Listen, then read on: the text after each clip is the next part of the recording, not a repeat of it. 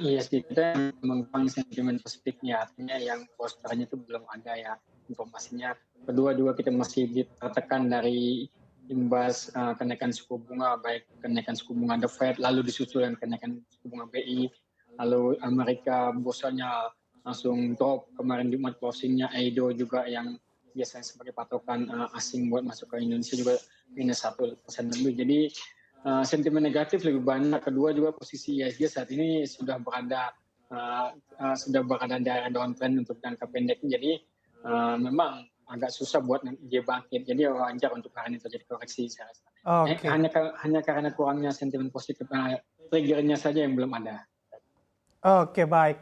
Pak Rofandi, Anda sebutkan tadi begitu ya IHSG dalam downtrend Ya, jangka pendek. Sebetulnya andai kita bicara jangka pendek ini, seberapa lama sih Pak Rofandi? Karena Anda melihat secara teknikal juga indikator MA5 dan juga MA20 di IHSG ini, ataupun saat tadi begitu ya jelang penutupan, sudah terlihat ada dead cross begitu di sana. betul. MA5-nya sudah tembus. Ya, kita lihat di sini juga sudah terjadi dead cross, sudah mendekati. Kalau di sini terlihatnya pakai equivalent juga terlihat ada potensi udah turun. Kedua juga beberapa area support juga sudah mulai tembus. Namun kan saat ini masih di atas 7127, artinya di atas 7100. Jadi ya masih ada beberapa tahanan untuk menentukan bahwasanya ini tidak akan berlangsung lama kecuali jika tembus area support seperti di 7000, kedua di 6800. Nah, ini jika tembus kedua support ini potensi dia akan membalikan arah. Jadi artinya pelemahan ini bukan lagi sebagai koreksi, tapi sudah menjadi tren jangka menengah. Dan ini potensinya akan jauh ke dalam. Namun, saya lihat di bawah ini masih ada MA 200 di 6890, jadi masih agak kuat ya. Saya rasa dia akan coba tes ke 6890 ke MA 200 ini, artinya MA panjangnya MA selama setahunnya ini, dan saya rasa dia akan bertahan di sana, akan kembali lagi untuk rebound untuk IHSG. Oke, Mas Rofandi, kalau kita lihat di sepanjang pekan lalu, outflow gitu bahkan tercatat hingga 1,9 triliun. Sebetulnya, outflow ini akan berapa lama untuk keluar dari pasar IHSG? Seperti apa, seberapa atraktif sih pasar keuangan tanah air sebetulnya? Iya, kalau dalam 1 minggu kemarin terjadi lumayan gede ya outflow. Tapi kalau dibicarakan dalam bulan September, kita tuh masih capital inflow ya. Artinya ada sekitar 5,9 triliun masih masuk di bursa kita di bulan bulan September ini. Dan di bulan Agustus pun tercatat bahwasanya asing masih mencatatkan net buy di bursa kita. Jadi kalau tidak salah, coba saya lihat dulu. Asing itu masih capital inflow itu sekitar 7,5. Jadi artinya net buy asing itu di bulan Agustus itu meningkat 7,5 triliun dibandingkan 3 bulan sebelumnya yang sempat terjadi koreksi. Jadi saya rasa bursa kita asing sempat meninggalkan selama 3 bulan, namun mulai bulan Agustus asing mulai masuk kembali, dan bulan September ini pun masih tetap masih mencatatkan kapital asing masih menginvestasikan dananya di IHSG, tentu masih akan terjadi.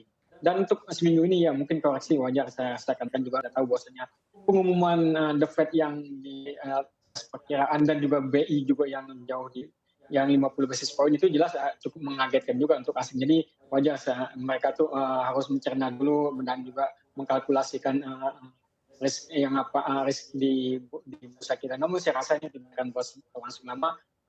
Bulan September ini saya rasa masih tetap akan mencatatkan capital inflow, artinya masih akan masuk ke bursa kita. Oke, baik. Pak Rofandi, mengamati begitu capital inflow yang Anda sebutkan tadi, sebetulnya andai kita mengamati historical IHSG secara beberapa tahun ke belakang begitu ya, di mana Oktober-November ini biasanya secara transaksi juga cukup sepi, walaupun nanti di Desember ramai begitu karena adanya window dressing. Anda melihatnya apakah memang asing nantinya juga tertarik masuk ke bursa kita lagi, masih nanti begitu, ataupun sebetulnya dalam jangka waktu dekat ini juga asing sudah melihat ketertarikan begitu untuk masuk ke bursa kita kembali? Ya, kalau saya lihat gini, ketika Dow Jones dari Amerika pertama kali The Fed akan untuk mengatasi inflasi, mereka akan menaikkan suku bunga, itu bursa langsung berjatuhan, dan juga orang langsung memperkirakan bahwasanya akan terjadi capital outflow besar-besaran dari emerging market, terutama dari bursa-bursa Indonesia terutama, yang diperkirakan mereka itu akan mengembalikan dulu dananya kan dikarenakan di Amerika lebih menarik dengan kenaikan suku bunga gitu. Tapi ketika terjadi kenaikan suku bunga di bulan Juli, itu kita hanya koreksi sebentar namun tetap bertahan. Artinya masih tetap Sing itu masih masuk walaupun tidak sebesar sebelumnya gitu.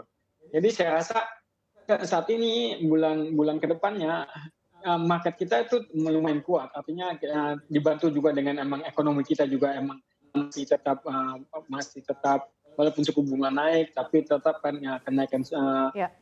pertumbuhan ekonomi kita kan atas 5%. Artinya masih bagus dan juga kalau kita lihat dari year to date bursa kita juga di atas 10%, sedangkan bursa-bursa yang lain itu sudah minus. Artinya bursa kita masih bertumbuh dan ini jelas menarik buat asing untuk masuk ke bursa kita. Dilihat dari pertumbuhan ekonomi kita yang lumayan stabil dan baik.